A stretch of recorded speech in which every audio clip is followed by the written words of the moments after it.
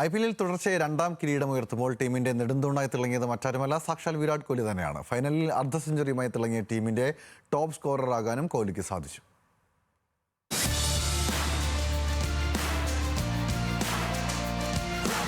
മുന്നിൽ നിന്ന് നയിച്ച് റൺ മിഷൻ, ചേസ് മാസ്റ്റർ എന്ന വിശേഷണം ഒരിക്കൽ കൂടി അനർത്ഥമാക്കി വിരാട് കോഹ്ലി. ഫൈനലിൽ കോഹ്ലിയുടെ ബാറ്റിൽ നിന്ന് പിറന്നത് IPL കരിയറിലെ ഏറ്റവും വേഗതയേറിയ അർദ്ധ സെഞ്ചുറി.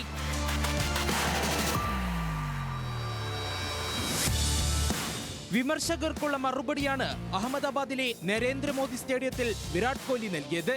ഗുജറാത്ത് ബൗളർമാരെ നോക്കുകുത്തിയാക്കി റൺസുകൾ അടിച്ചെടുത്തു. തന്റെ ബാറ്റിംഗ് വിസ്മയത്തിന് ഒരു കോട്ടവും തട്ടിയിട്ടില്ലെന്ന് വീണ്ടും തെളിയിച്ച സീസൺ. എല്ലാ സീസണുകളിലെയും പോലെ ഈ സീസണിലും ബംഗളൂരുവിന് നിർണായകമായത് കോഹ്ലിയുടെ പ്രകടനം.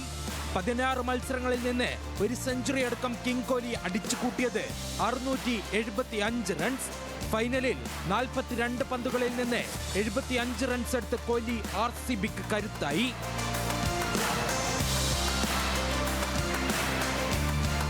സീസണിൽ 600 റൺസ് എടുത്തതോടെ അപൂർവ നേട്ടത്തിനും കോഹ്ലി അർഹനായി. തുടർച്ചയായ 4 സീസണുകളിൽ 600 റൺസിലെത്തുന്ന ആദ്യ താരമെന്ന ചരിത്ര നേട്ടം കോഹ്ലി സ്വന്തം പേരിലാക്കി. 2025-ലെ തകർപ്പൻ ഫോം അതേപടി 2026-ലും തുടർന്ന കോഹ്ലി ഈ സീസണിൽ IPL-ൽ 9000 റൺസ് തികയ്ക്കുന്ന ആദ്യ താരമെന്ന അവിശ്വസനീയമായ നേട്ടവും തന്റെ അക്കൗണ്ടിലേക്ക് ചേർത്തു.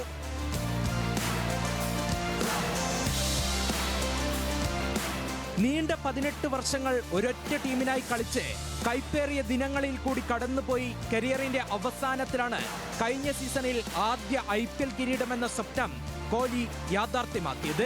ഇത്തവണ അതിലേറെ മധുരത്തോടെ ആ കിരീടം ഒന്നുകൂടി ഉയർത്തി.